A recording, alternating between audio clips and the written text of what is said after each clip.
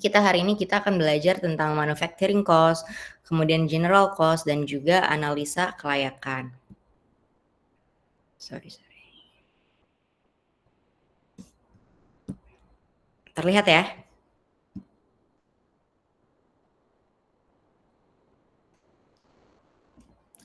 Oke, jadi learning outline dari pertemuan kita pada malam hari ini ya, nanti teman-teman diharapkan bisa menjelaskan apa itu definisi biaya produksi, biaya umum, kemudian juga komponen-komponen apa aja sih yang ada di biaya produksi, komponen-komponen apa saja yang ada di biaya umum. Sehingga nanti teman-teman bisa menjelaskan sales itu apa, kemudian profit itu apa, dan teman-teman tentunya bisa memahami kelayakan dari suatu pabrik ini parameternya apa saja. Oke, jadi banyak sekali ya analisis ekonomi yang perlu teman-teman ketahui. Kalau dari kemarin kita baru belajar tentang modal ya, atau capital investment. Modal itu terbagi menjadi 2 ya, modal tetap dan modal kerja. Nah, pada malam hari ini kita akan fokus di 2, 3, dan sebagian 4 ini ya. 4 akan kita bahas di pertemuan selanjutnya juga. Jadi di pertemuan kita pada malam ini kita akan pelajari apa itu manufacturing cost dan general cost ya. Manufacturing cost itu dia terdiri dari 3 cost ya, ada direct manufacturing, indirect manufacturing, dan juga fixed manufacturing. Fixed manufacturing ini beda dengan fixed capital ya. Kalau fixed capital itu adalah modal tetap, tapi kalau fixed manufacturing itu adalah biaya tetap gitu. Jadi biaya produksi itu terbagi menjadi 3. Kemudian ada juga yang namanya pengeluaran umum atau general cost.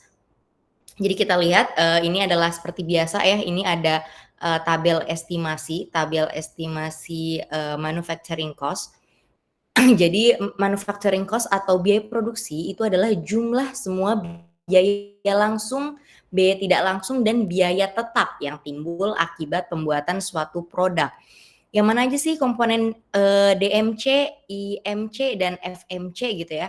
DMC ini ada poin 1 sampai 6.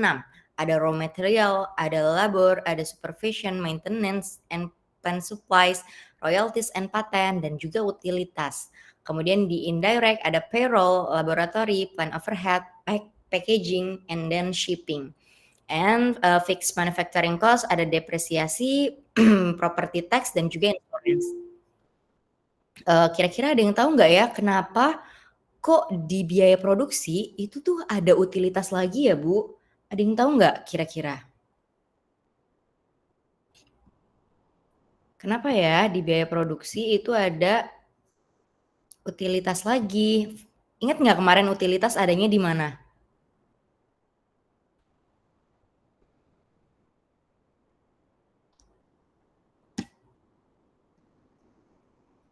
Ingat nggak?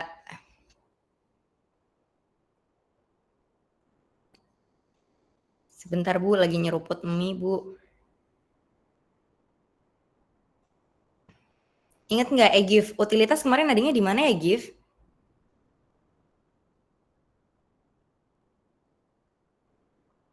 Halo, EGIF. EGIF di mana ya? Gimana Bu? Iya, GIF.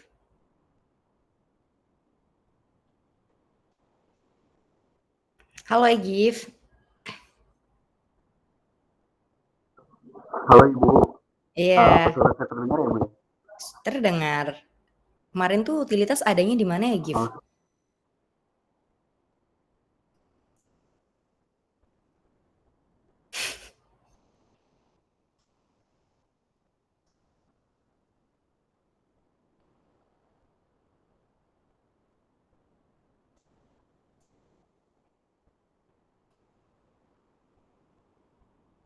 Rian deh, Rian. Utilitas kemarin adanya di mana ya, Yan? Rian, kemarin pembahasan utilitas adanya di bagian ya apa? Bu. Di fix capital Bu. Di Fixed PPC capital. bukan Bu? Ya, di modal tetap ya, ada di PPC. Kira-kira kenapa? Apa bedanya utilitas yang ada di modal tetap sama utilitas yang ada di manufacturing nih? Menurut Rian dari penjelasan, kalau ini biaya langsung, Kira-kira kenapa? Kok ada 2 ya Bu utilitasnya? Sama apa beda, Rian?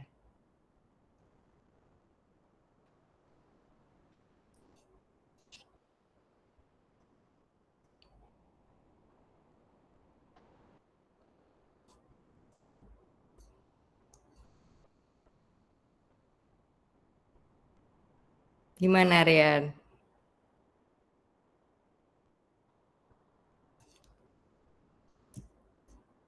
Atau Asep? Asep udah ada nggak? Asep ada nggak ya? Apa bobo dia ya?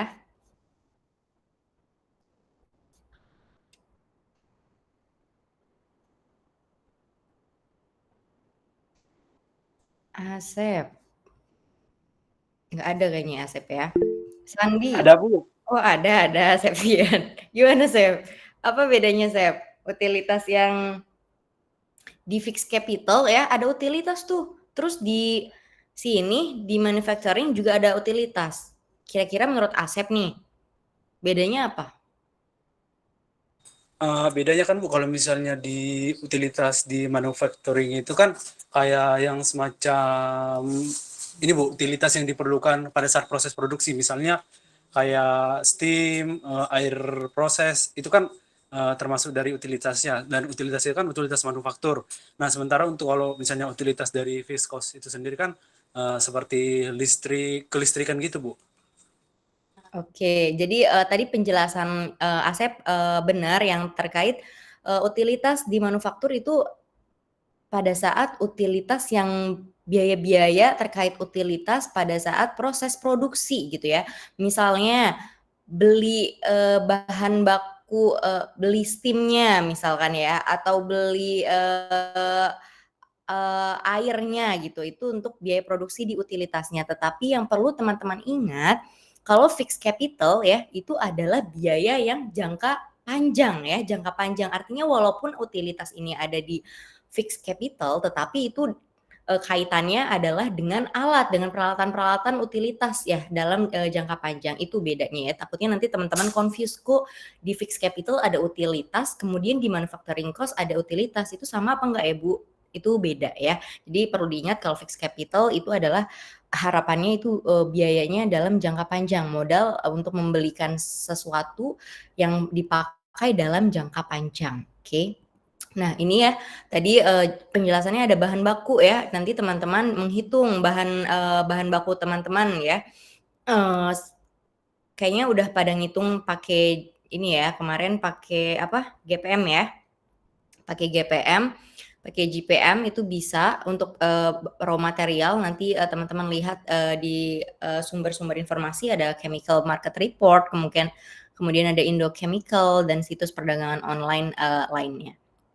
Kemudian selanjutnya teman-teman juga harus melihat bahwa ada upah buruh ya, ada tenaga kerja gitu. Nah, nanti tenaga kerja ini disesuaikan, teman-teman nanti mau menggaji karyawannya ini gajinya, berapa. Nah, nanti itu teman-teman, sesuaikan upah buruhnya. Tetapi ya, umumnya untuk proses-proses kimia itu biaya untuk tenaga kerja kira-kira besarannya 15 sampai 25% dari total biaya produksi. Artinya kalau total biaya produksi itu adalah ini ya, ada direct manufacturing, indirect, dan fixed manufacturing ya. Itu adalah total biaya produksi ya. Jadi ada ketiga ini, 15 sampai 25% kalau ingin memberi gaji kepada buruh atau tenaga kerja.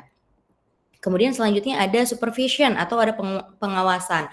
Nah, biasanya biaya pengawasan ini untuk semua personal ya yang bertanggung jawab terhadap pengawasan langsung pada proses produksi. Jadi misalkan kan kalau misalkan di industri ya ada supervisor, kemudian di atasnya supervisor lagi ada ada manager, kemudian di atasnya manager ada general manager, kemudian di atasnya lagi ada direktur, kemudian di atasnya lagi ada presiden direktur dan lain sebagainya. Nah, itu tingkatan gajinya itu berbeda-beda ya, sesuai dengan tingkat tanggung jawabnya pastinya. Dan ini kalau misalkan di buku Aris Newton ini ada annual supervisory salaries. Jadi berdasarkan experience. Kalau dia experience-nya 1 tahun gitu ya, annual salary-nya $4.500 gitu, sekitar 4.500.000 ya. Tapi ini kan Aris Newton itu tahun 1900-an ya. Sedangkan sekarang tentunya teman-teman harus menyesuaikan. Kira-kira kalau teman-teman mau bangunnya di Cilegon, gaji UMR di Cilegon itu berapa ya? Dan supervisinya ini kira-kira berapa gitu. Jadi biasanya biaya supervise ini 10% dari biaya tenaga kerja, dari biaya labor ini ya. 25% untuk proses-proses yang rumit. Itu untuk supervision. Kemudian selanjutnya ada perawatan. Perawatan ini dia meliputi semua biaya bahan dan tenaga kerja yang diperlukan dalam perawatan rutin ya. Dia biasanya biaya perawatan ini terdiri dari tenaga kerja 50% dan bahan juga 50%, itu untuk perawatan. Kemudian selanjutnya ada plant supplies. Jadi kalau misalkan plant supply itu sekiranya bahan-bahan apa sih yang dibutuhin gitu agar si proses ini dapat berjalan dengan efisien. Misalkan untuk pelumas alat gitu ya, oli-oli gitu atau bahan kimia tertentu untuk mendukung suatu proses industri gitu ya. Jadi biaya untuk plant supplies ini dikirakan 15% dari biaya perawatan tahunan. Jadi dari 15% biaya perawatan yang ini. Karena ini adalah biaya pendukung ya, bukan bahan-bahan kimia utama gitu ya. Jadi misalkan untuk bahan-bahan kimia untuk melindungi korosif kah, atau untuk pelumas yang tadi itu ya, agar tidak pompanya itu tidak kavitasi atau lain sebagainya gitu. Itu adalah plant supplies. Jadi hanya mendukung, bukan bahan baku utama. Kemudian selanjutnya ada royalties and patent. Ada yang raise hand atau ada yang baru join ya? Tadi siapa nih? Hanif, izin bertanya Bu, terkait biaya karyawan tadi kan disebutkan biayanya itu sekitar 10-15% dari total biaya produksi. Nah, apakah ada pertimbangan dari total karyawan yang dipakai Bu, atau bisa menentukan total karyawan yang dibutuhkan dari situ Bu? Oke, jadi tadi ya ini pertanyaannya Hanif ya. Jadi kalau misalkan total karyawan ya, total karyawan itu biasanya diestimasikan ya, terserah teman-teman. Kira-kira teman-teman mau mempekerjakan karyawan itu seberapa banyak gitu. Jadi nanti mungkin saya tampilin aja kali ya, sebentar. Saya tampilin Excel ya.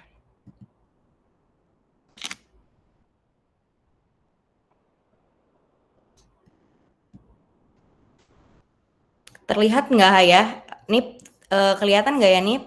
Excelnya Nip? Terlihat Bu. Kelihatan ya? Oke, jadi tadi Hanif nanya ini ya, gaji karyawan. Nah, ini untuk seberapa banyak karyawan yang teman-teman ingin pekerjakan itu tidak ada batasannya gitu ya. Itu terserah teman-teman ya. Yang pasti kalau misalkan makin banyak karyawan yang teman-teman pekerjakan, artinya teman-teman juga harus mengeluarkan uangnya makin banyak gitu ya. Nah, ini gajinya ini disesuaikan nih dengan UMR di kota teman masing-masing, kemudian juga disesuaikan. Nah, ini kan kalau misalkan sarjana itu berarti kan di atas UMR biasanya ya.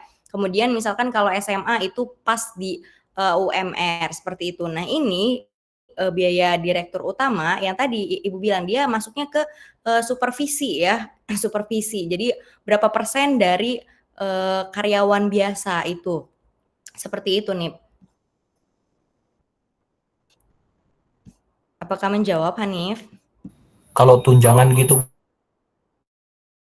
Bu, masuknya Kalau tunjangan itu masuknya bukan ke upah buruh ini. Jadi kalau misalkan tunjangan, ini kan yang namanya kalian ingin merancang, jadi belum masuk ke tunjangan.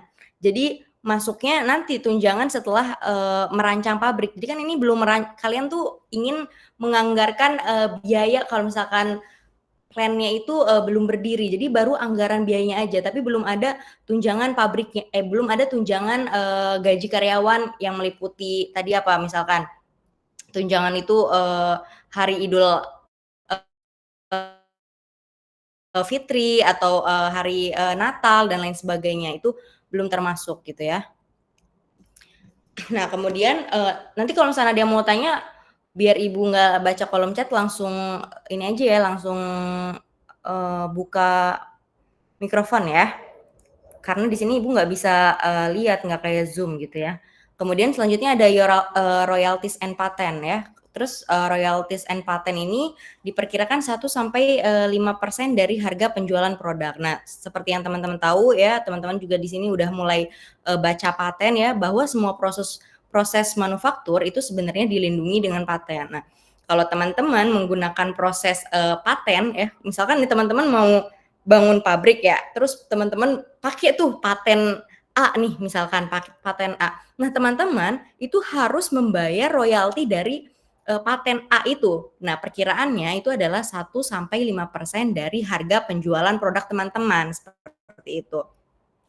Kemudian selanjutnya tadi ya, yang, utilitas tadi ya, bahwa, utilitas yang di, manufacturing cost itu meliputi kebutuhan steam, air, listrik, bahan bakar, dan lain sebagainya. Nah itu, biaya utilitas untuk, pabrik kimianya berkisar 10-20% dari total harga jual produk. Jadi utilitas ya, yang sudah saya jelaskan di kelas bahwa ternyata utilitas itu juga bisa ya, dipenuhi dari salah satu ketiga cara ini. Apakah membeli dari luar atau dibuat, di sentral utilitas untuk melayani atau mensuplai seluruh kebutuhan pabrik dan juga dibuat sendiri untuk, kebutuhan, suatu proses saja. Nah tadi itu terkait biaya langsung ya. Jadi biaya langsung itu tadi ada bahan baku, upah buruh, pengawasan, perawatan, plant supplies, dan, royalties, paten, dan juga utilitas. Jadi ada 6 untuk, biaya langsung. Jadi dia meliputi biaya-biaya yang berhubungan langsung dengan operasi produksi atau pembuatan, suatu, produk, seperti itu. Nah, kemudian selanjutnya ada indirect manufacturing cost atau biaya tidak langsung. Dia pengeluarannya yang diadakan sebagai akibat tidak langsung dari operasi produksi. Nah, ini ya, Hanif. Jadi kalau misalkan tadi kan tunjangan, kalau tunjangan itu belum masuk ke, mana? Di sini ya, di sini itu kan belum ada, tunjangan ya, tapi di sini ada plus bonus 1 bulan. Misalkan, kalian mau ngasih, bonus 1 bulan itu THR ya, misalkan masuk ke sini, nanti ditambah THR 1 bulan ini, tapi itu diakumulasi, langsung, sekaligus gitu ya, ditambah 1 bulan, jadi 13 bulan, bukan 12 bulan, seperti itu. Biasanya kalau misalnya tunjangan itu yang dilihat cuma tunjangan hari raya itu aja sih, karena biasanya 12 bulan kan dapat gaji itu 12 bulan, tapi kalau misalkan udah kerja kemungkinan itu ada, 13 bulan yang wajib dibayarkan ke karyawan ya. Jadi makanya ada di sini ditambah bonus 1 bulan. Jadi di situ untuk, perhitungannya, bukan di dalam sini, untuk, perhitungan tunjangan. Jadi pas, ngitung secara overall-nya. Kemudian, biaya tidak langsung tadi ya, biaya tidak langsung ini ada payroll overhead ya.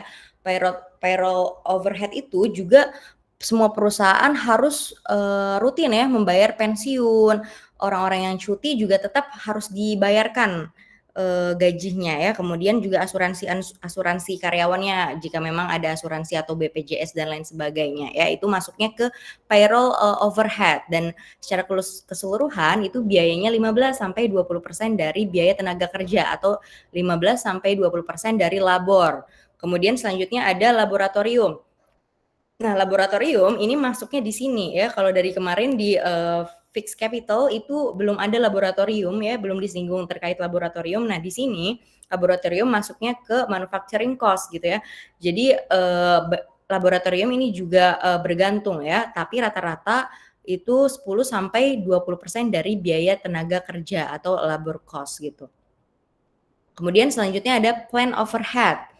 Plant overhead ini, biasanya untuk, menyediakan fasilitas-fasilitas, pendukung gitu ya, misalkan ada fasilitas kesehatan atau fasilitas, rekreasi yang ada di pabrik teman-teman, kemudian fasilitas yang ada di gudang, di bidang, di gedung purchasing-nya atau di gedung engineering-nya. Nah, untuk plant overhead ini biasanya 50 sampai 100% dari biaya tenaga kerja produktif gitu ya.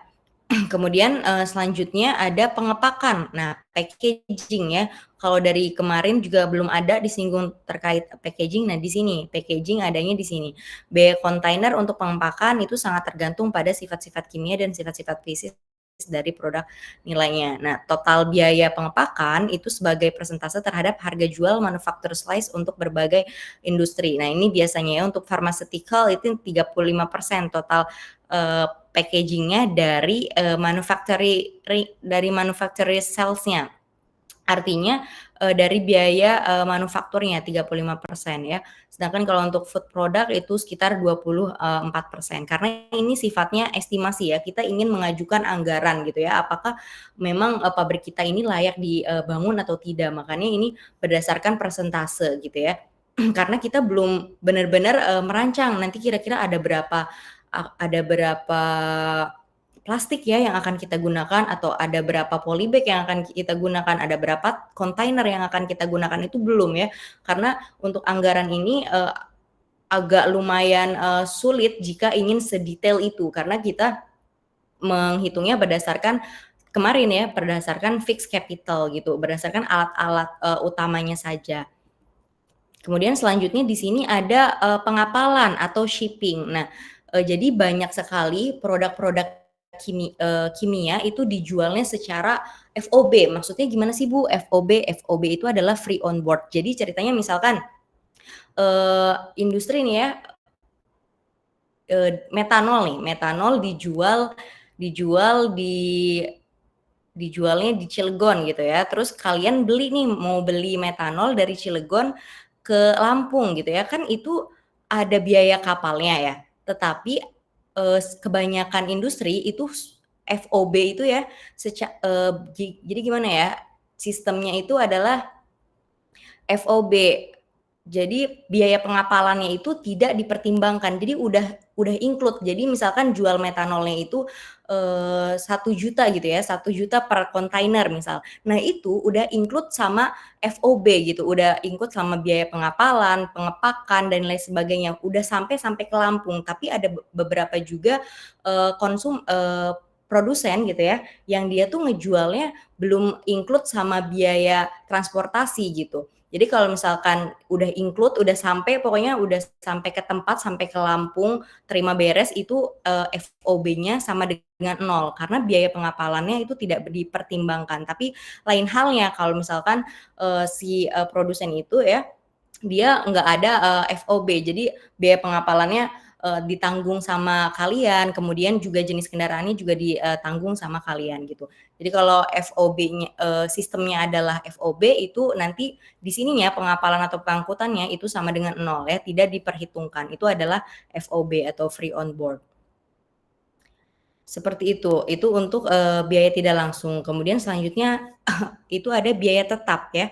Biaya tetap ini jadi selalu dikeluarkan, mau pabriknya beroperasi ataupun enggak, mau pabriknya lagi shutdown atau enggak, itu adalah biaya tetap. Jadi biaya tetap ini meliputi ada depresiasi, ada pajak ya, ada asuransi dan juga sewa misalkan atau sewa lahan atau lain sebagainya ya. Siapa ini? Dan biasanya di habis UTS atau habis UAS gitu. Untuk Iya Niko, gimana Niko? Tanya dari ujian gitu. Untuk acara itu sendiri Evan doang. Ini itu salah ya si Niko ya. Niko. Si antar angkatan dan juga nanti bisa ada penampilan sebagai hiburan lah. Sebagai hiburan Niko. Di penghujung ujian gitu. Kalau dari aja ya. Gimana sih kok nggak bisa di-mute? Oke. Lagi ada acara kayaknya, dia lagi presentasi ya si Niko ya. Oke, jadi selanjutnya ada depresiasi ya. Jadi di fixed manufacturing cost ini ada depresiasi. Jadi depresiasi yang kemarin teman-teman sudah pelajari dengan Bu Elma ya, bahwa nanti depresiasi itu adanya di fixed manufacturing cost ini. Jadi kecepatan depresiasi per tahun untuk mesin-mesin dan peralatan itu pada umumnya 8-10% dari modal tetap atau dari FCI. Kemudian selanjutnya ada pajak ya. Pajak ini juga bergantung ya. Pajak tahunan untuk pabrik yang yang berlokasi di daerah dengan kepadatan penduduk yang tinggi ini 2-4% dari investasi modal, dan pabrik di daerah terpencil ini 1-2% dari investasi modal tetap. Tapi ini kan dari buku ya, berdasarkan buku Aris Newton, tetapi nanti disesuaikan kembali. Sebenarnya pajak yang ada itu berapa? Nanti dilihat dari peraturan-peraturan yang berlaku di Indonesia ya, terkait pajak kan yang terakhir itu 11% ya kalau nggak salah. Kemudian selanjutnya ada asuransi ya. Asuransi ini bergantung pada jenis proses yang di pabrik yang bersangkutan ya. Besarnya asuransi tahunan ini diperkirakan dari 1% dari investasi modal tetap atau 1% dari FCI. Itu untuk tadi biaya tetap, biaya tidak langsung, dan juga biaya langsung. Itu adalah komponen untuk mencari manufacturing cost. Jadi untuk mencari manufacturing cost ada poin 1-6, kemudian poin 7-11, dan juga 12-14. Yang biasanya dihitung itu adalah yang ini, yang raw material ini teman-teman hitung satu-satu ya. Bahan bakunya apa aja sih yang teman-teman pakai gitu ya. Itu nggak bisa persentase. Kemudian selanjutnya ada labor ya. Labor itu upah tenaga kerja. Upah tenaga kerja ini disesuaikan dengan UMR teman-teman. Kemudian juga dengan teman-teman ingin mempekerjakan karyawan seberapa banyak, itu disesuaikan di labor sini ya. Kemudian juga supervision. Kalau supervision ini bisa diperkirakan tadi ya, ada persentasenya dari persentase dikalikan labor ya. Kemudian untuk maintenance, royalties, paten, dan juga utilities ini bisa dipersentasekan. Kemudian selanjutnya untuk poin 7 sampai poin 11 tadi ya, ini poin 7 bisa ada persentasenya, laboratori ada persentase, plant overhead ada persentase, packaging ada persentase, sementara ada shipping ini perlu diingat kalau sistemnya itu adalah FOB ya, tahu jadi kalian udah include beli metanolnya, udah include sampai ke tempat gitu ya, itu FOB-nya ini sama dengan 0. Jadi poin nomor 11 itu sama dengan 0. Tapi kalau misalkan belum, transportasinya harus dihitung apakah nanti pakai truk, berapa biayanya, truknya ada berapa banyak, membawa bahan baku kalian dan lain sebagainya, atau membawa produk kalian gitu. Itu untuk shipping. Kemudian untuk poin 12 sampai poin 14 ini juga ada persentasenya. Jadi yang tadi dihitung hanya raw material dan juga labor dan supervision ini ada persentasenya. Jadi 1 dan 2 saja untuk di manufacturing cost.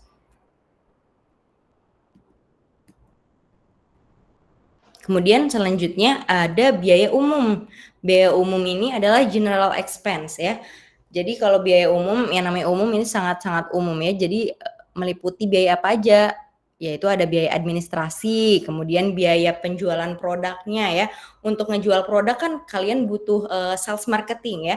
Nah, kegiatan dari sales marketing itu ya, itu masuknya ke general expense. Kan sales marketing kalau dia mau ngejual suatu produk, dia butuh transportasi, dia butuh makan mungkin nanti ketemu sama konsumennya untuk memasarkan produknya. Nah, ini itu masuknya ke general expense gitu ya. Kemudian biaya penelitian gitu ya, dan juga biaya pembelanjaan. Nah, biaya administrasi itu diperkirakan 2-3% dari harga penjualan. Jadi dari harga sales kalian, atau 3-6% dari biaya produksi, atau biaya produksi ini yang tadi ya, manufacturing cost. Jadi ini administrasi itu persentase. Kemudian selanjutnya ada penjualan atau sales ya. Jadi penjualan sales di sini bukan harga jual kalian dapat harga jual kalian itu berapa, tapi maksudnya biaya penjualan di sini itu metode penjualannya bagaimana, kemudian distribusinya bagaimana, jauh atau dekatnya pelanggan bagaimana gitu ya. Jadi teknik untuk memasarkan, biaya-biaya yang dikeluarkan untuk memasarkan penjualan produk kalian gitu. Nah, itu bisa diestimasikan 3-12% dari harga penjualan. Maksudnya di sini baru harga jual produk teman-teman gitu, atau 5-22% dari biaya produksi atau dari biaya manufacturing cost. Kemudian selanjutnya ada penelitian atau research. Nah, di sini research dia mengalokasikan 2-5% dari penjualan produknya ya untuk keperluan penelitian. Sedangkan industri lain ya, tadi industri kimia itu kalau industri lain itu 2%. Nah, biaya penelitian ini diperkirakan dari 2-4% dari harga penjualan, dari harga jual produk kalian. Kemudian atau 3,5-8% dari biaya produksi atau dari manufacturing cost gitu. Nah, di sini ada persentasenya juga ya, biasanya kalau farmasi itu untuk penelitiannya kurang lebih 4,8% dari persentase sales ya atau dari harga jual ya. Kalau industrial chemical 2,8%. Tapi di sini ya, ini ada perkiraan juga 2-4% dari harga penjualan. Tapi nanti teman-teman sesuaikan sama tabel yang ini aja. Kalau misalkan industri chemical itu bisa 2,8% gitu. Kalau industri farmasi bisa 4,8%, kalau metal 0,9%, atau petroleum itu 0,7%. Kemudian selanjutnya ada finance ya. Finance ini juga masuk ke general expense. Jadi biaya-biaya yang dibutuhkan untuk orang finance ya. Jadi biaya-biaya ekstra yang tercakup dalam mendapatkan uang yang diperlukan untuk modal tetap ya. Besarnya itu 12% FCI ditambah 15% dari WC. Jadi ada fixed capital investment dan juga ada working capital-nya gitu. Itu untuk general expense. Nah, untuk biaya umum ya, general expense ini misalkan teman-teman, Bu, saya kayaknya ribet banget deh Bu untuk ngitung satu-satu ini ya, 1, 2, 3, 4, bisa nggak sih disederhanakan? Bisa ya. Misalkan teman-teman nggak mau mengestimasikan administrasi, penjualan, penelitian, dan biaya pembelanjaan, itu bisa disederhanakan dengan persamaan general expense ini ya. Misalkan teman-teman ingin memakai yang ini ya, kalau ingin memakai yang S, persamaan yang pertama itu pakai harga penjualan persatuan produksi, harga jual teman-teman. Itu pakainya yang S ini ya. Tapi kalau teman-teman punya datanya, misalkan, Bu, tadi kan saya udah ngitung manufaktur ya, bisa nggak sih Bu langsung saya pakai? Itu bisa, nanti langsung dapat biaya umumnya dari persamaan ini. G sama dengan 0,22 dikali M, yaitu biaya manufacturing cost yang tadi ya, biaya produksi, ditambah 0,03 B itu jumlah pinjaman modal ya, modalnya ada berapa yang kalian pinjam itu modal tetapnya ya, dibagi dengan RA, kapasitas produksi tahunan teman-teman. Itu adalah untuk general expense. Dari situ ada yang ingin ditanyakan? Tadi kan analisis ekonomi ya. Tanya, Bu. Ya, siapa? Siapa nih? Saya Bu Hanif, Bu. Oh, Hanif lagi. Gimana nih? Mau nanya, ada beberapa sih pertanyaan. Kan di perancangan TA ini kan kita ada yang memakai misal lebih dari satu paten gitu ya Bu ya. Nah itu kita misal di salah satu paten itu nggak memakai secara penuh untuk rujukannya. Misal kita sebagian alat ataupun sebagian proses itu kita pakai dari paten, sisanya tuh dari rujukan jurnal gitu. Terus tuh kita pakai paten lain, misalnya ada 3 paten, tapi nggak sepenuhnya. Nah itu apakah pembayaran royaltinya itu tetap sepenuhnya atau tidak gitu Bu? Itu pertanyaan pertama kan Bu. Terus itu pertanyaan kedua saya itu di bagian ini, misal kasus kita merancang TA ini, penjualan produknya kita ekspor ke luar negeri. Kan kalau kita mau ekspor itu ke negara tertentu, kan ada pertimbangan biaya cukainya ya Bu. Nah itu masuknya ke biaya apa ya Bu? Undirect-nya itu apakah masuk ke shipping atau masuk ke biaya umum gitu Bu? Mungkin 2 pertanyaan itu Bu. Terima kasih Bu. Oke, tadi yang pertama dulu ya nih, tadi kalau misalkan biaya paten ya, di sini kan biaya untuk royalti paten misalkan kalian pakai 3 paten, tapi Bu misalkan di reaktor saya pakai patennya yang A, terus yang di destilasi saya pakainya B, terus yang lainnya untuk konversinya saya pakai patennya paten C gitu ya. Itu gimana ya? Apa saya harus semuanya bayar ke mereka kayak gitu kan. Jadi untuk biaya paten ini ya, itu dipakai kalau misalkan teman-teman bener-bener sama banget sama paten tersebut. Jadi dari poin A misalkan ya, dari bahan baku sampai B itu prosesnya sama semua. Itu baru teman-teman harus membayarkan honor royalti teman-teman gitu. Tapi kalau misalkan hanya saya comot ininya doang Bu, konversinya atau comot kondisi operasinya aja Bu, kayak gitu kan. Itu kan yang sudah common gitu ya. Beda sama paten. Kalau paten yang di sini tuh yang benar-benar teman-teman itu plek ketiplek sama gitu. Jadi kayak gitu nih, plek ketiplek sama baru teman-teman itu bayarin si patennya. Tapi kalau misalkan hanya sebagian kayak tadi detail kecil seperti kondisi operasi, oke lah kalau misalkan di reaktor yang ada satu reaktor, terus di situ ada kondisi operasi, kemudian konversi, kemudian reaksinya bagaimana itu dijadikan acuan teman-teman, itu baru nih si paten ini kan 1-5% dari harga penjualan produk. Ini mungkin karena itu tidak keseluruhan proses di paten itu Hanif terapkan di rancangan Hanif, itu bisa diperkirakan at least 1% lah dari harga penjualan produk Hanif seperti itu. Tapi kalau misalkan tadi kalau hanya kondisi operasi saja, tetapi misalkan bentuk si reaktornya, tinggi reaktornya, kemudian desain reaktornya itu tidak mengacu pada satu paten, itu tidak perlu nih.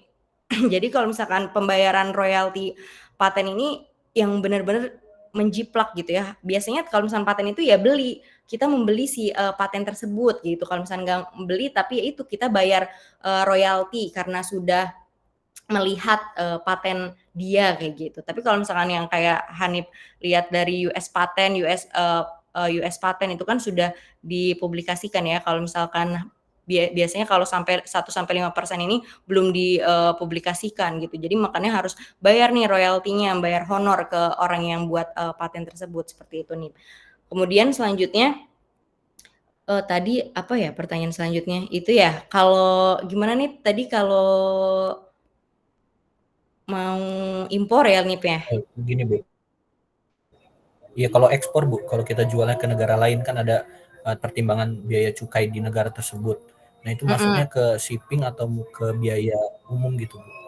Oke, jadi kalau misalkan biaya ekspor, jadi di sini yang perlu teman-teman ingat, ini tuh ceritanya adalah bahan baku teman-teman, bukan produk teman-teman. Jadi di sini itu teman-teman fokusnya ke beli bahan baku teman-teman, tapi bukan nganterin produk teman-teman. Kalau nganterin produk teman-teman itu PR-nya si siapa? PR-nya konsumen Hanif gitu. Apakah dia pinginnya nanti FOB atau pingin pakai transportasi apa? Tetapi untuk pengangkutan shipping di sini itu adalah bahan baku teman-teman yang ingin teman-teman beli gitu, sampainya sampai mana gitu. Seperti itu nih. Oh baik Bu, terima kasih Bu. Ada lagi? Sebelum kita masuk ke analisis profitability.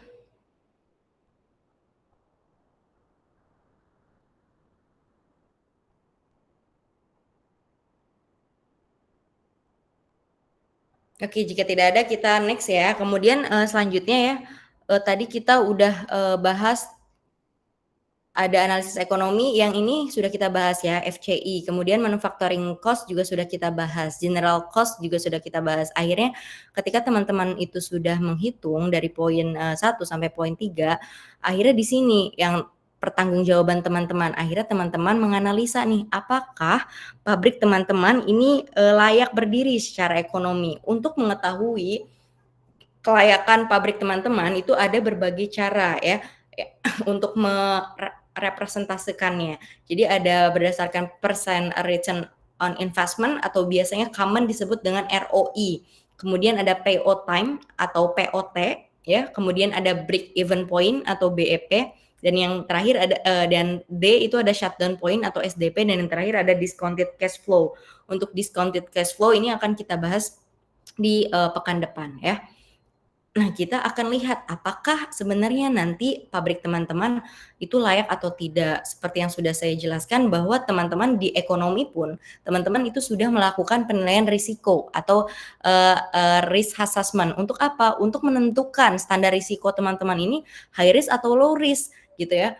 Jadi untuk menentukan high risk atau low risk itu berdasarkan teman-teman lihat dulu ya. Jadi penilaian lagi-lagi balik lagi kayak AHP teman-teman. Jadi penilaiannya ya udah subjektif menurut teman-teman ya. dilihat dari bahan baku teman-teman nih, teman-teman lihat di apakah flammable apa enggak di MSDS gitu ya, kemudian kondisi operasinya itu high risk apa low risk. Nah, itu teman-teman yang menentukan. Jadi nanti ada tabel ya, ada bentar, saya tunjukin ada nggak di sini ya.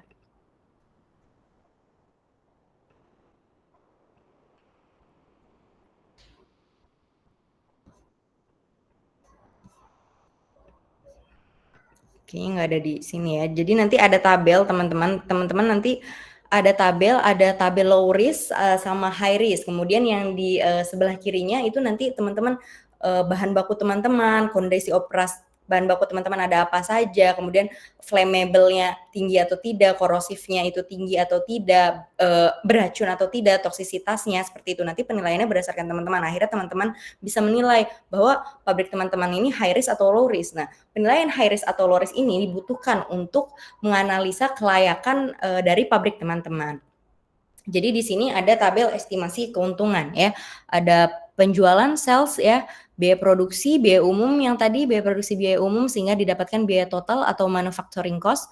Kemudian ada keuntungan sebelum pajak, kemudian pajak pendapatan pabrik teman-teman berapa, dan ada akhirnya keuntungan setelah pajak dari pabrik teman-teman. Ini keuntungan bersih ya, karena setelah pajak. Nah, sales itu sendiri produk atau produk perusahaan atau pabrik yang dapat dijual. Jadi produk teman-teman ya, produk teman-teman ini apa saja yang bisa dijual. Nah, pada umumnya harga penjualan ini 2 kali lipat dari biaya produksi. Harga totalnya ya, harga total penjualan itu pada umumnya. Tapi kalau produk teman-teman itu sudah ada saingannya kira-kira nih ya, di Indonesia ternyata udah ada saingannya. Nah, harga jualnya biasanya itu diset sama dengan harga jual pesaing. Atau kalau misalkan teman-teman pengen kayaknya saya bisa jual lebih murah deh Bu, biar orang-orang lebih prefer jualan ke saya, itu silahkan. Tetapi pada umumnya itu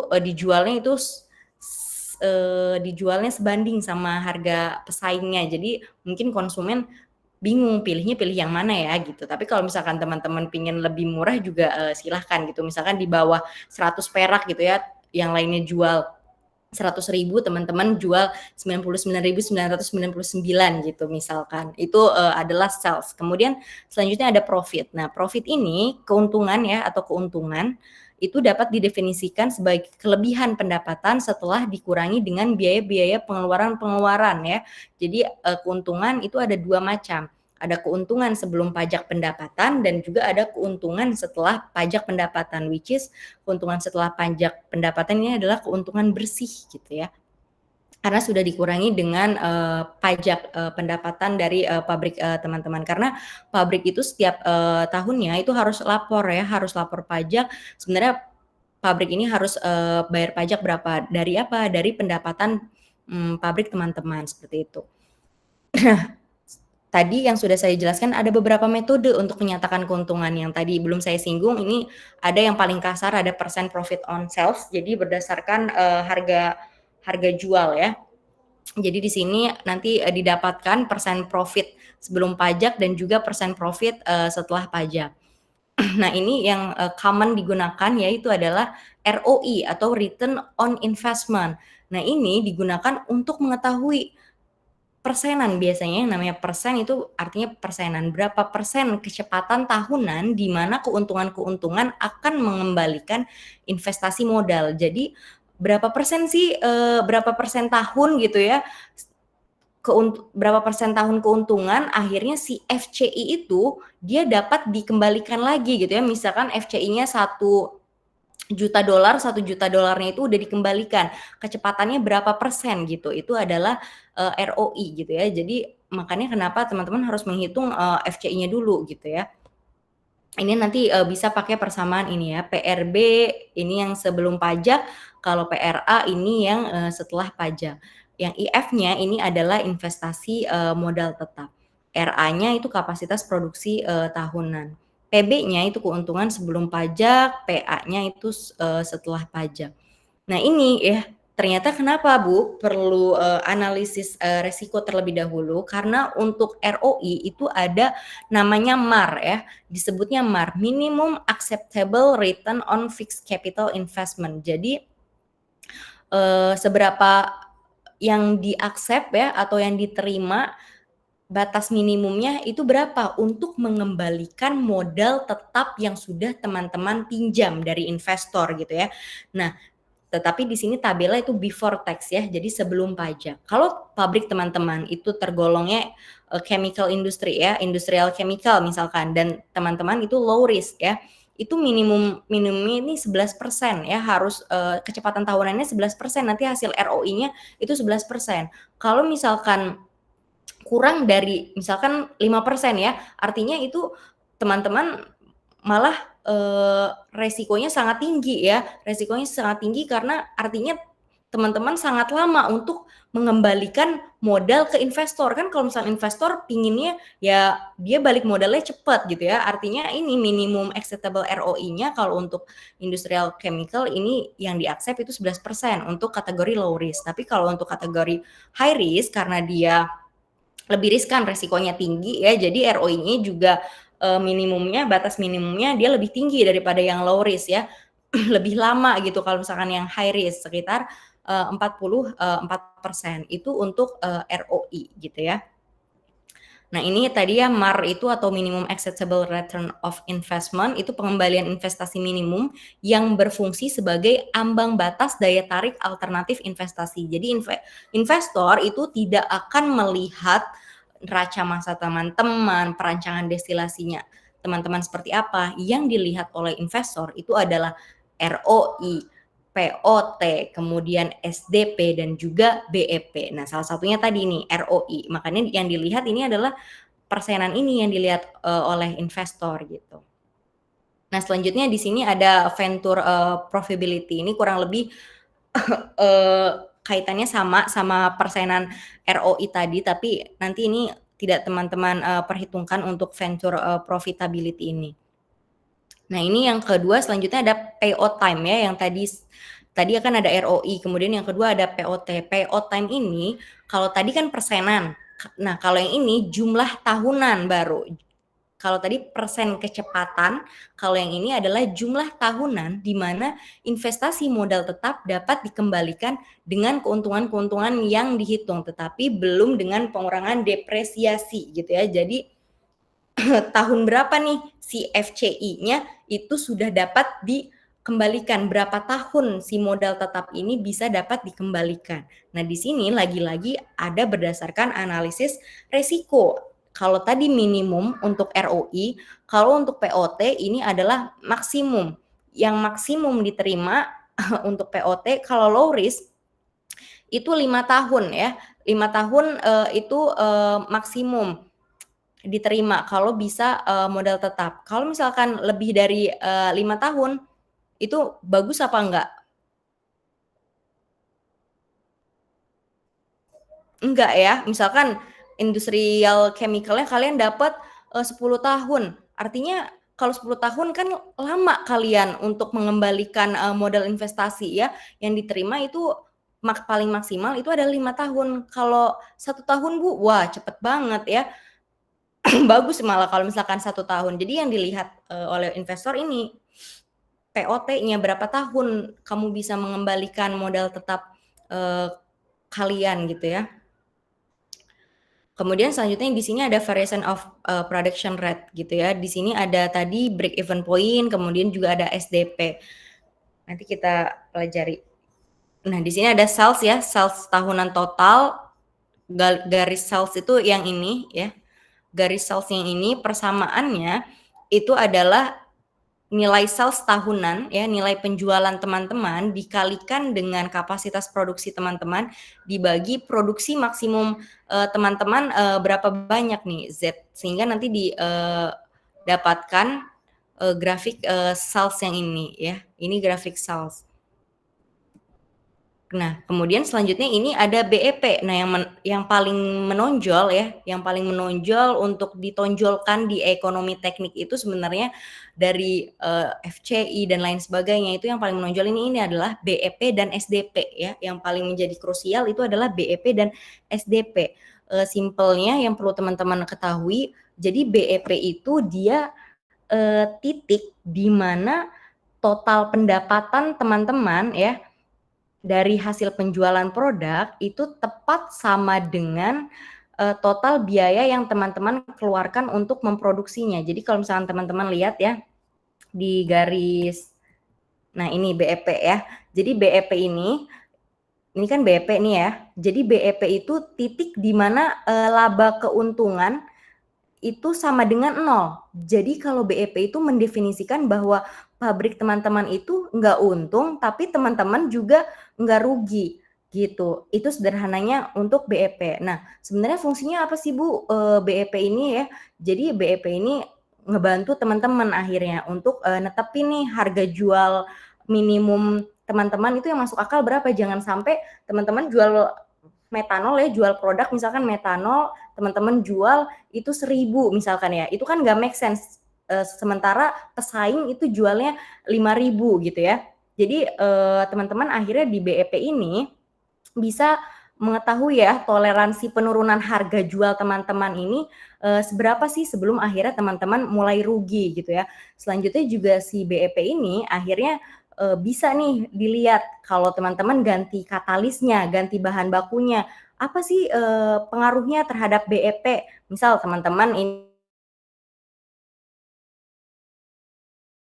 lebih mahal nih ceritanya Bu, ini ada katalis Bu lebih mahal tapi dia lebih efisien gitu ya, atau katalisnya lebih menghemat energi. Nah yang terjadi nanti ya, kalau teman-teman mengganti bahan baku teman-teman, BEP-nya ini nanti akan berubah gitu ya. Jadi nanti menghitung BEP baru teman-teman akan menunjukkan ya perubahan apa saja dari yang sudah teman-teman lakukan ya, apakah akan menguntungkan secara finansial, apakah dengan perubahan-perubahan harga itu akan menguntungkan secara finansial atau enggak. Nah dilihatnya dari BEP ini ya, karena BEP ini menentukan titik di keuntungan di mana keuntungannya itu sama dengan 0, jadi tidak untung dan juga tidak rugi. Nah kalau teman-teman lihat di garis ini kan tadi sales ya, sales penjualan teman-teman. Si BEP ini itu adalah titik impas ya, garis persilangan. Kalau teman-teman lihat ini garis silang ya, garis silang antara garis total cost atau biaya TC ya. TC itu kan total biaya ya, total cost. Dan garis pendapatan. Garis pendapatannya yang sales ini. Jadi garis persilangan antara sales dan juga antara total cost. Nah, area yang di sebelah kiri sini ya, ini adalah rugi artinya. Kenapa rugi? Karena pendapatan teman-teman atau sales teman-teman ini kurang dari total biaya teman-teman gitu ya. Jadi sales teman-teman ini kurang dari total biaya. Makanya didefinisikan kalau kurang dari BEP ya, ini teman-teman artinya pabriknya merugi. Tetapi si titik BEP kan ini artinya titik impas. Kenapa titik impas disebutnya titik impas kalau BEP itu? Karena pendapatannya atau salesnya itu sama dengan total biaya atau sama dengan total cost, itu adalah BEP. Kemudian kalau pabrik kalian beroperasi di atas BEP, apa yang terjadi? Artinya pabrik teman-teman ya untung gitu ya. Karena apa? Karena pendapatan teman-teman ini ya, sales teman-teman ini lebih besar daripada total biaya teman-teman. Seperti itu. Makanya kenapa investor ini selalu melihat dan selalu tertarik oleh BEP dan juga SDP ya, karena bisa dilihat apakah pabrik teman-teman ini rugi atau untung, seperti itu.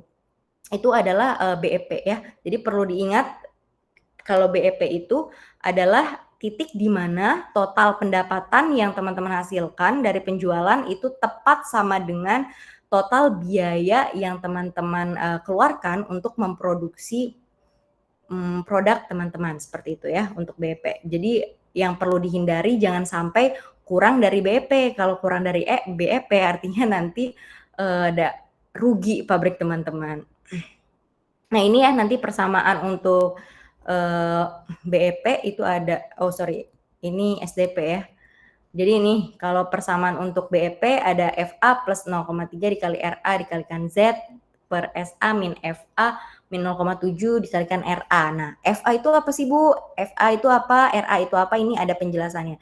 Jadi fixed expense itu ada depresiasi, tax insurance yang tadi ya, kemudian CVA, ini ada raw materials, packaging containers, utilities, shipping, dan royalties yang sudah tadi dilakukan perhitungannya pada saat menghitung manufacturing cost. Ini masuknya ke variable expense. Kalau yang tadi ini fixed expense, kemudian yang ini regulated expense, ada labor, overhead, supervision, laboratory, general expense, maintenance, and supplies gitu ya. Jadi ini beda-beda lagi nanti penjabarannya ada apa saja di dalamnya. Kalau tadi ya, kalau kita lihat general expense ini kan yang umum ya, dia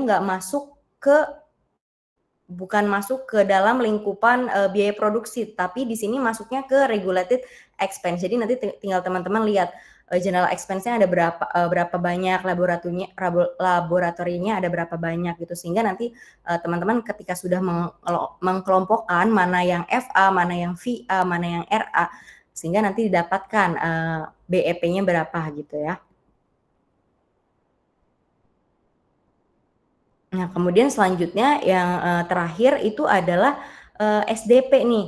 Jadi kalau tadi BEP itu sebenarnya untung atau pabrik teman-teman itu ada di titik impas atau tidak, atau di untung atau rugi. Kalau di shutdown point itu teman-teman bayanginnya ya, misalkan teman-teman ini seorang manajer nih ya, seorang manajer pabrik teman-teman, terus ternyata pabrik teman-teman ini lagi mengalami penurunan permintaan nih.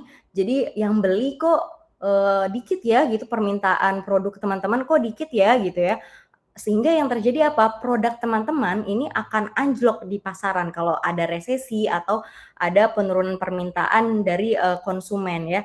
Yang teman-teman tahu kalau misalkan ada penurunan permintaan ya, penurunan peminat atau penurunan permintaan yang cukup drastis, yang teman-teman harus tahu bahwa nantinya dampaknya adalah pabrik teman-teman ini pasti rugi ya. Karena apa? Karena pendapatan teman-teman ini pasti sudah jauh di bawah BEP, karena tidak ada lagi yang ingin membeli pabrik teman-teman. Nah, pada saat itu muncullah dilema gitu ya, sebagai seorang manajer pabrik gitu ya. Kapan ya saya untung gitu ya.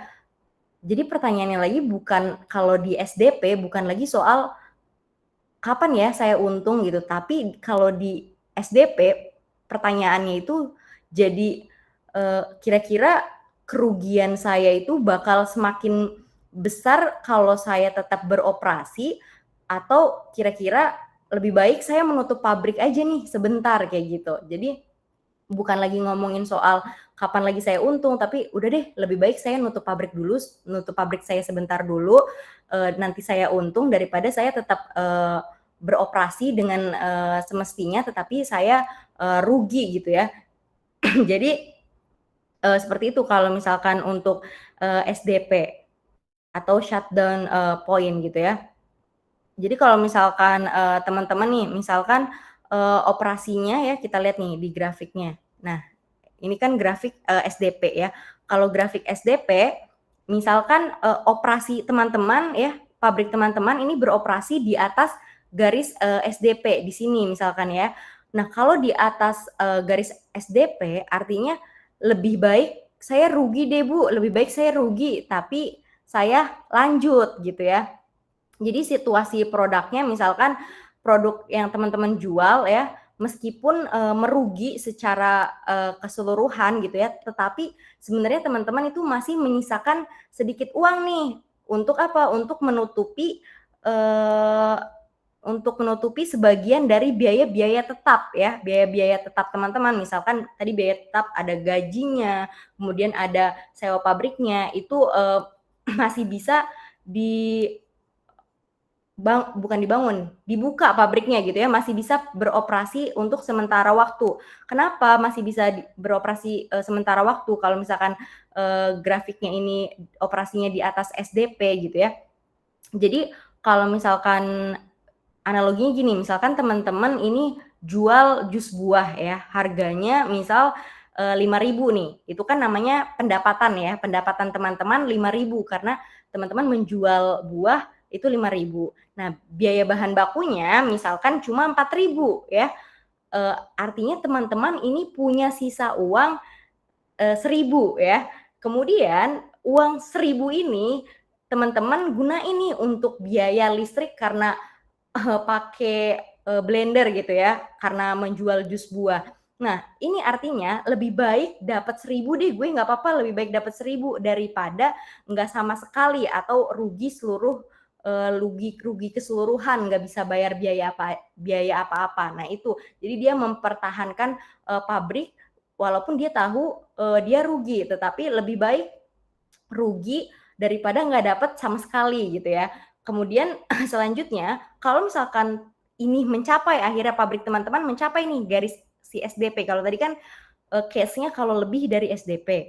Nah, kalau misalkan di pabrik teman-teman ini mencapai garis SDP atau garis yang ini, titik yang ini ya, perpotongan antara garis sejajar sales dan juga total cost ya, titik kritis. Nah, jadi kalau misalkan titik ini, teman-teman sudah harus mengambil keputusan gitu ya. Artinya teman-teman ini jadi kerugian beroperasi teman-teman itu sudah sama dengan teman-teman merugi pada saat teman-teman menutup pabrik gitu ya. Jadi kalau teman-teman beroperasi itu sama aja kerugiannya kalau teman-teman menutup pabrik itu. Jadi kerugiannya ya itu sebesar seluruh biaya tetap, sebesar total cost ini kerugiannya ya.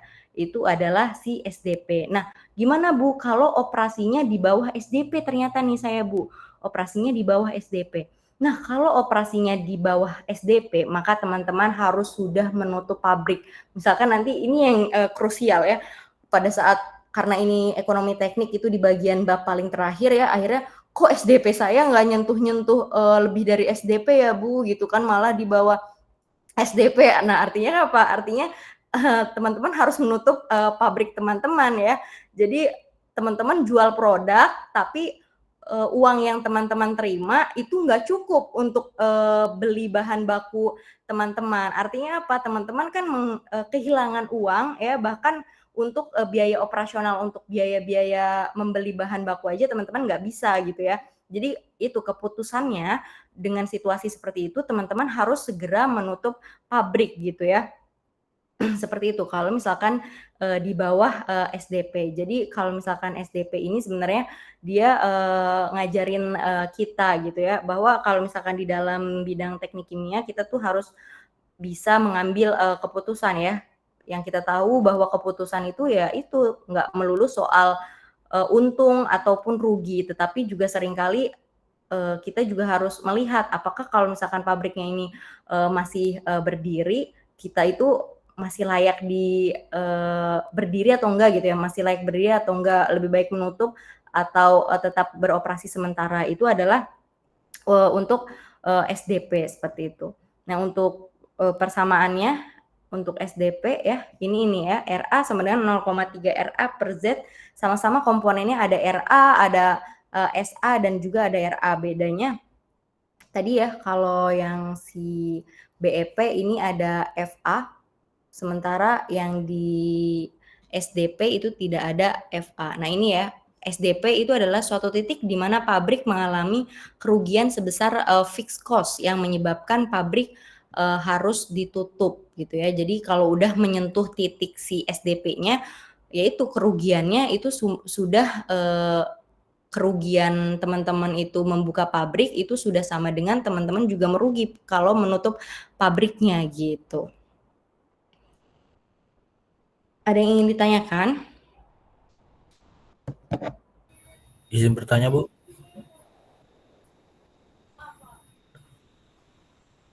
Ya nih. Izin bertanya, Bu. Ada beberapa pertanyaan sih, Bu. Yang pertama itu kan tadi disebut POT ya, Bu ya. Itu apakah POT itu sama kayak payback period ya, Bu? Sama nggak, Bu? POT, payback period. PBP ya, PBP itu beda sama POT. PBP itu nanti kita akan pelajari nih. Jadi PBP nih kita lihat ya. Excelnya. Jadi nih nanti ya, untuk BEP SDP di sini. Untuk payback period ini.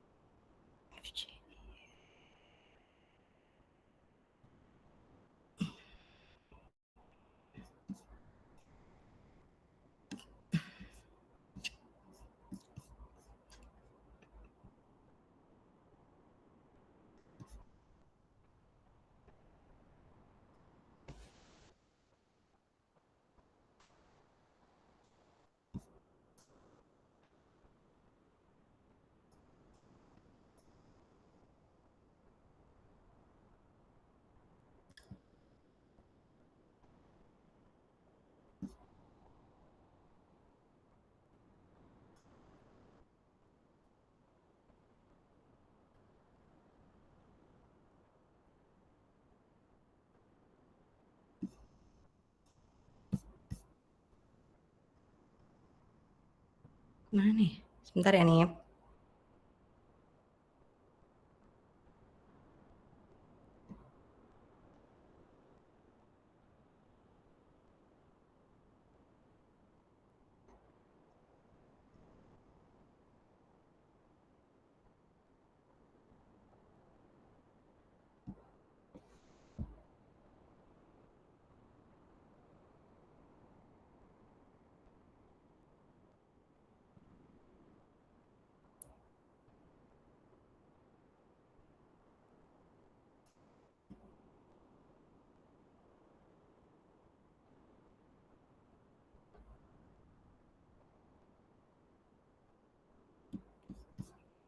Oh, nggak ada. Beda nih kalau misalkan POT sama PBP itu. Yang di sini yang dijelasin POT, nanti kita jelasin di pertemuan selanjutnya ya. Jadi POT sama PBP itu dua konsep yang berbeda untuk menganalisis keuntungan gitu ya. Nanti kita akan pelajari di next pertemuan.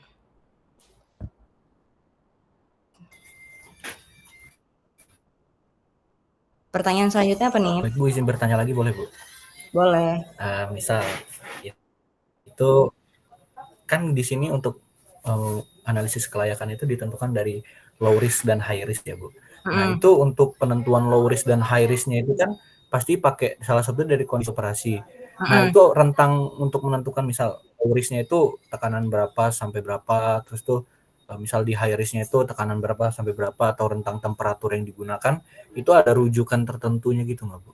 Nah itu yang sering saya tanyakan juga ya ke mahasiswa. Jadi tidak ada rujukannya terkait dengan analisa low risk yang ini ya, yang limitasinya ya itu dikatakan low risk atau high risk, itu tidak ada rujukannya seperti kalian merancang AHP gitu ya. Jadi yang bisa menentukan itu adalah berdasarkan si MSDS-nya. Misalkan kan banyak banget ya tabel MSDS itu, misalkan toksisitas, flammable, kemudian korosif, kemudian apalagi ya di MSDS itu kan banyak banget. Nah itu kategorinya misalkan semuanya contreng, ya flammable, ya korosif, itu ada banyak misalkan, ya itu udah dikategorikannya high risk gitu.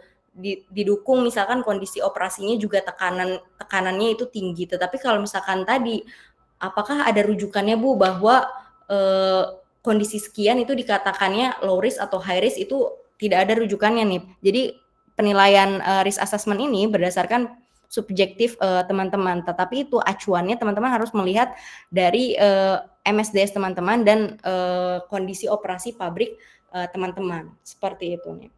Tapi kalau untuk tabelnya misalkan kalau rentang temperaturnya 100 sampai 200 itu dikatakannya low risk, itu tidak ada rujukan tabelnya seperti itu nih untuk di risk assessment.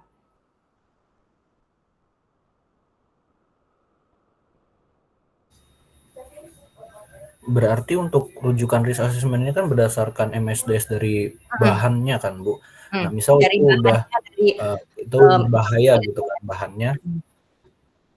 Terus itu misal kita udah buat kayak contohnya itu alat yang emang bisa ngelindungin dari hal berbahaya itu.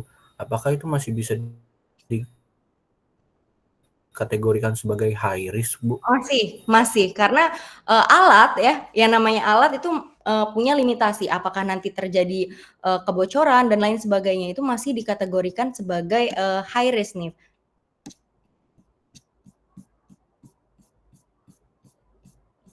Baik Ibu, terima kasih banyak Ibu. Oke. Jadi itu ya, kalau lagi-lagi ini subjektif terkait low risk atau high risk. Sebentar, saya tunjukin ke teman-teman.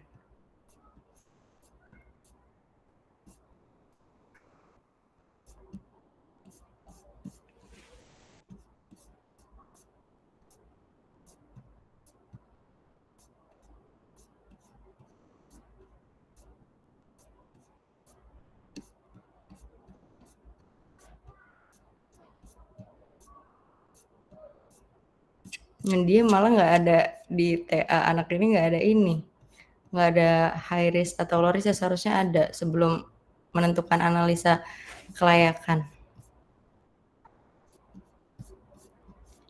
atau di hazard.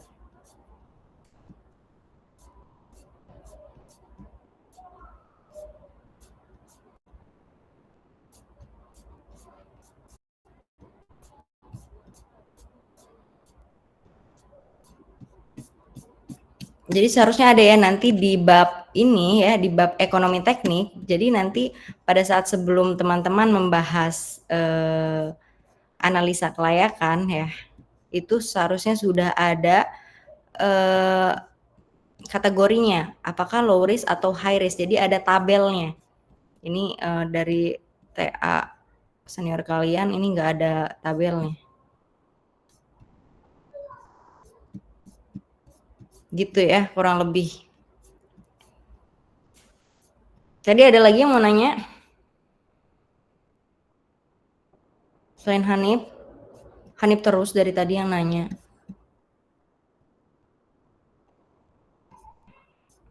Ada lagi nggak? Itu sih ya, jadi kalau misalkan biasanya kalau yang ditanya itu PBP, ROI ya. ROI, kemudian POT, kemudian SDP, BEP, itu yang biasanya ditanyakan. Baik ditanyakan oleh penguji atau ditanyakan oleh investor nanti ya.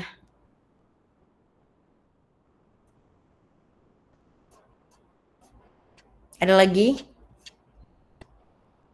Tidak ada. Nah ini ya, nanti di sebelum analisa keekonomian pabrik di bab ini nanti kalian jelaskan high risk, kategori high risk atau low risk, karena persenan ROI ini berdasarkan itu ya, berdasarkan high risk atau low risk-nya.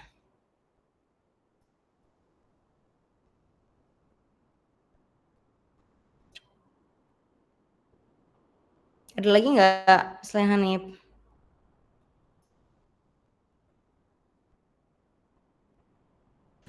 Nggak ada ya?